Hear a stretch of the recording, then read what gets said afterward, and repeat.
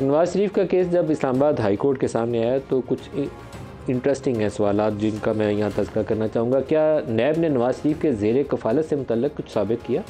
वाजिद ज़िया ने इतराफ़ किया था कि ज़ेर कफ़ालत से मुतल्लिक़ कोई शवाहिद मौजूद नहीं, या आमदन से ज़ायद असासों का केस नहीं बनता। हमने जो शवाहिद जमा किए वो रिकॉर्ड का हिस्सा है और इसमें 161 के बयानात भी मौजूद हैं। नैब कह रही है नवाज शरीफ पर करप्शन और करप्ट प्रैक्टिसेस के इल्ज़ाम के तहत फ़र्द जुर्म आयद की गई। इस केस में अल अज़ीज़िया और हिल मेटल्स के इल्ज़ाम हैं। ये बताएं कि वो कौन से शवाहिद हैं जिनसे आपका ताल्लुक़ इस केस से जोड़ा जा रहा है। बताइए, अल अज़ीज़िया कब लगाएगी, नवाज शरीफ के साथ क्या ताल्लुक़ है? वाजिद ज़िया खुद बयान दे रहे हैं कि नवाज शरीफ की मलकियत का कोई सबूत नहीं। नवाज शरीफ के बेटों के पास इतने ज़राए नहीं थे कि वो ये मिलने लगा लेते। नैब वाले का बयान है। अदालत ने अल अज़ीज़िया रेफरेंस में नवाज शरीफ को बरी कर दिया। अब Nawaz Sharif public office holder भी थे, उनके बेटे भी छोटे थे, उनके पास ये वसाइल नहीं थे। गल्फ़ स्टील मिल जो उनके वालिद ने लगाई थी, उसका BCCI से कर्ज़ा लेने तक, सऊदी अरब में जाकर दोबारा मिल लगने तक, सारी कहानियों के पीछे कोई ठोस चीज़ नहीं है, ना नवाज शरीफ के पास और ना नैब वालों के पास। वो कतरी ख़त नवाज शरीफ की फैमिली ले आई थी, उसमें भी कोई जान नहीं थी। नैब वाले फ़ोटो कॉपियों के ऊपर केस ला रहे हैं, उनके पास भी जो एक म्यूचुअल लीगल असिस्टेंस के तहत डॉक्यूमेंटेड एविडेंस होनी चाहिए थी, वो लैक करती है। तो बिना किसी ताकतवर सबूत के आप किसी को फांसी के फंदे पे चढ़ाएं तो जुल्फ़िकार अली भुट्टो का दूसरा केस बन जाता है। यही पाकिस्तान में हर रोज़ होता है। अज़मा, आपकी तरफ आ के मामले के अंदर ज़मानत का अमल मुकम्मल हो गया, क्या आप समझती हैं कि ये आज इंसाफ पूरा हो गया, या अभी एक वो जो आखिरी क्लॉज बाकी है, सुप्रीम कोर्ट के सामने मामला पेंडिंग है, सुओ मोटो नोटिस ले लिया है लाइफ टाइम डिस्क्वालिफिकेशन वाला, वो इस चैप्टर को क्लोज़ करेगा, या उसके बाद उन जजों से भी पूछा जाना चाहिए जिन्होंने ताहयात नाअहली की थी सादिक और अमीन के ऊपर? क्या पार्टी की मर्ज़ी और मंशा क्या है? देखिए मलिक साहब, पूछा तो बॉसों से जाना चाहिए, पूछा तो उनसे भी जाना चाहिए कि जो आपके मीडिया के लोग हैं, जो बाकायदा एक मीडिया ट्रायल करते रहे, जिनको बाकायदा शायद ब्रीफ किया जाता था कि आपके कागज़ ले जाएं और आप कहें कि जी बड़ा ओपन एंड शट केस है। जो आपने गुजारिश, मैं आपने जो बात की उसमें मैं 2-3 बातों पे गुजारिश करना चाहती हूँ। पहली तो बात यह है कि ये जो मिल है ये 2001 में जब मियाँ साहब जिला वतनी में थे, ये तब हुसैन नवाज साहब ने लगाई थी।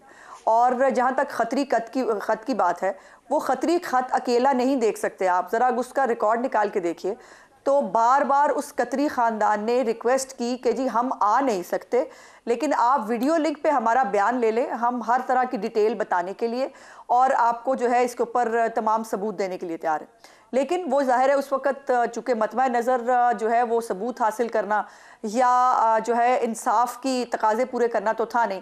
उस वक़्त एक ही मतवा नज़र था कि मियाँ साहब को किसी तरह भी सज़ा देनी है, और ये भी अल अज़ीज़िया वाला केस अज़मा बीवी, वीडियो एविडेंस के लिए जो पाकिस्तानी सफारत खाने की इमारत है उसके ज़रिए वो वीडियो लिंक हो सकता था, लेकिन कतरी फैमिली उसके लिए भी आमादा नहीं थी। और बाद में शरीफ फैमिली ने सुप्रीम कोर्ट के अंदर इस केस में कतरी खत का मज़ीद सहारा लेने से भी खुद गुरेज किया था, पीछे हट गए थे।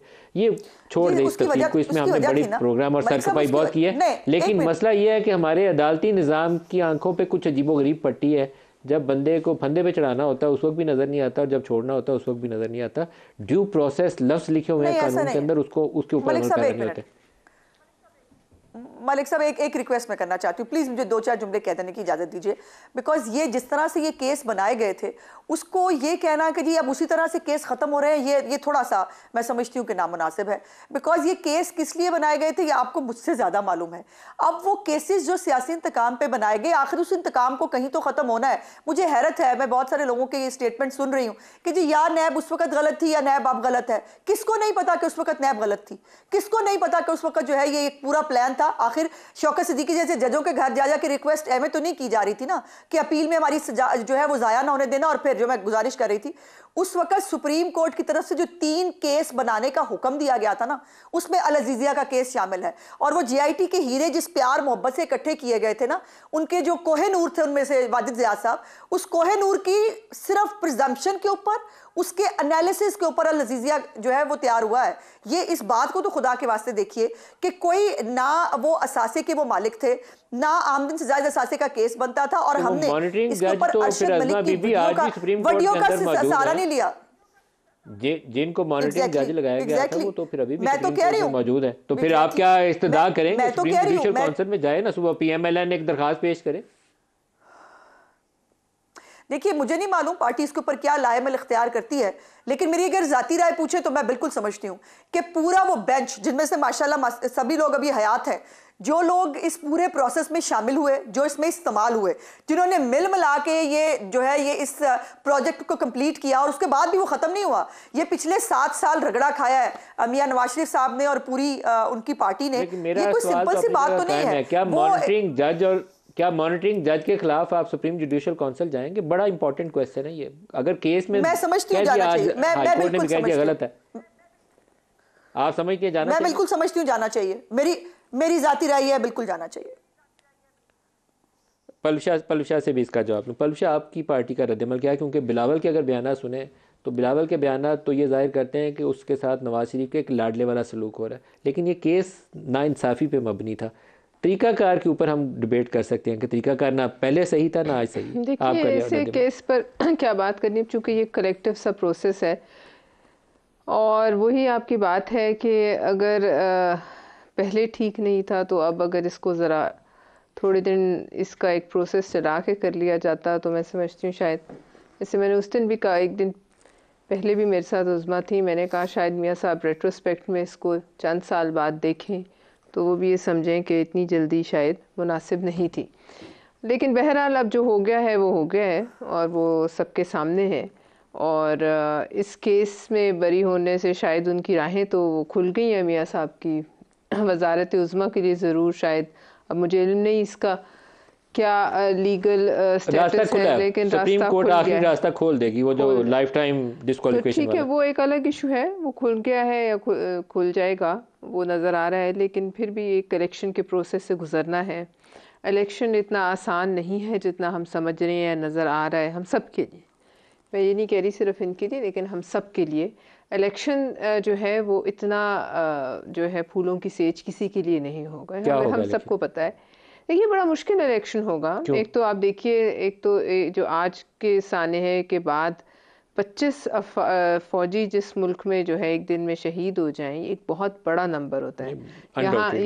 यहाँ तो हमने इस पे इतना जो है वो नहीं कौमी सतह पर इसके ऊपर आज बात करनी चाहिए थी, वज़ीर आज़म बात करते बाकी लोग बिल्कुल आज देखिए वैसे मैं समझती हूँ कि कौमी परचम को भी सरनगू होना चाहिए और इतनी बड़ा कैजुअल्टी किसी भी मुल्क में हो तो मुल्क हिल जाता है और हम इन हालात में जो है वो एक इलेक्शन में जा रहे हैं। उससे पहले भी हमने पिछले इलेक्शंस में बहुत अहम शख्सियात को खोया। इन्हीं आपको याद होगा वो एक PMLN के थे, कर्नल शुजा शायद उनका नाम था, वो मलबे के नीचे जी वो दबे रहे और कितनी देर वो आवाज़ देते रहे। वो बड़ा एक उस ज़माने में मुझे आज तक नहीं भूला। दाखिला थे पंजाब के होम मिनिस्टर, इसी तरह बिलोर फैमिली बड़े अच्छे से किया था। आप देखिए बिलोर फैमिली के साथ क्या हुआ, मोहतरमा के साथ क्या हुआ। तो हमारी तारीख जो है इलेक्शन की वो इस तरह अल्लाह माफ़ करे और अल्लाह खैर करे खून में रंगी हुई होती है। लिहाजा एक तो ये इलेक्शन वैसे भी एक बड़ा पुरखार सा इलेक्शन है। फिर आप देख लीजिए कि 2 सूबों के हालात अच्छे नहीं हैं, अल्लाह करे बाकी 2 सूबों में अच्छे ठीक से गुजारा हो जाए हमारा। लेकिन उसके साथ साथ ये इलेक्शन वैसे पॉलिटिकली भी एक मुश्किल इलेक्शन है, एक मुश्किल इलेक्शन है। हम लोग एक कोalition में रहें और उस कोalition में हमें सख्त फ़ैसले लेने पड़े और उस फैसलों का जो सियासी एक असरात है वो हम सबको बर्दाश्त करने पाशा साहब, जो एक सवाल मैंने अज़मा बीबी से पूछा लेकिन बराह रास्त मैं चाहता हूँ कि आप भी उसको एड्रेस करें। वज़ीर आज़म ही क्यों अदालतों के सामने फेरे मारते हमें नज़र आते हैं? यूसुफ रज़ा गिलानी अदालतों में, वो शायद खान अब्बासी अदालतों में, राजा परवेज़ अदालतों में, इमरान खान अदालतों में। कल उसके सामने इलेक्शन कमीशन ने जाके उसकी अंदर जाके जेल के अंदर कार्रवाई हुई, उसकी वो कंटेम्प्ट की प्रोसीडिंग करनी है, तो साइफर की भी प्रोसीडिंग होनी है। नवाज शरीफ का आज केस लगा हुआ है, कोई बंदा बचा नहीं है। सारे वज़ीर आज़म सारे या तो बरतरफ हुए या अदालती हुक्म के तहत गए हैं या उनके तख्ते उल्टे गए हैं। कोई भी नेचुरल पूरा प्रोसेस पूरा टाइम मुकम्मल करके फारग नहीं मतलब हुआ। क्या अलमिया क्या है? नवाज शरीफ, यूसुफ रज़ा गिलानी के साथ, शाहिद खाकान के साथ, राजा परवेज़ के साथ, इमरान खान के साथ, कोई बंदा भी नहीं बचा। इसमें यह है कि जो बर्दाश्त है ना ताकतवर हलकों की वो बहुत कम है, हालांकि उनको ज़्यादा बर्दाश्त और पेशेंस दिखानी चाहिए। इसमें बड़ी इंपॉर्टेंट बात है। सिस्टम 3 साल से ज़्यादा इन्हें टॉलरेट नहीं करता है। 3 साल से तो फिर आइन में अमेंडमेंट उनसे कंसल्ट करके आइन में अमेंडमेंट कर देते हैं और ये 5 साल के बजाय 3 साल कर 4 साल तो कर देनी चाहिए। मैं 4 तो साल सियासी जमातों से कहा था कि असम्बली की मुद्दत 4 साल करें। कहता हूँ कि 4 साल हो जाए, 3 साल के बाद बर्दाश्त खत्म हो जाती है, हमारी चौथे साल में इलेक्शन में जाएं आप। वैसियत कौम भी हमारी बर्दाश्त खत्म हो जाती है। अब मैं एक चीज़ इम्पॉर्टेंट आपको बताना चाहता हूँ। अब वाजिद ज़िया साहब ने उनकी टीम ने इंक्वायरी की और 3 रेफरेंस उन्होंने प्रपोज़ किए जो कि फिर फाइल भी हुए मियाँ साहब के ख़िलाफ़। और तीनों जो बेसिक चीज़ है वो ये है कि उनके जो असासे हैं उनकी आमदन से ज़ायद है। बिल्कुल जो मूड पॉइंट है वो ये है। अब एक ही कर देते तो क्या है ये अच्छा नहीं, उन्होंने रेफरेंस की तादाद बढ़ाई ताकि इनको खिजल ख्वार किया जाए। अब राजा परवेज़ अशरफ साहब की आप देखते हैं, वो जब वज़ीर पानी व बिजली थे उन्होंने कुछ मुआहदे किए रेंटल पावर वो आए।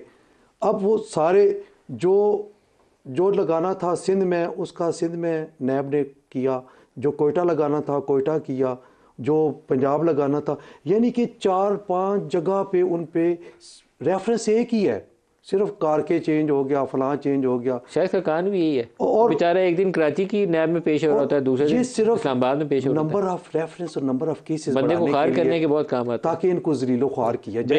ये ये एक रेफरेंस से भी काम चल सकता था। मैं ये कह रहा हूं। इकट्ठे करके कंसोलिडेट हो सकता है।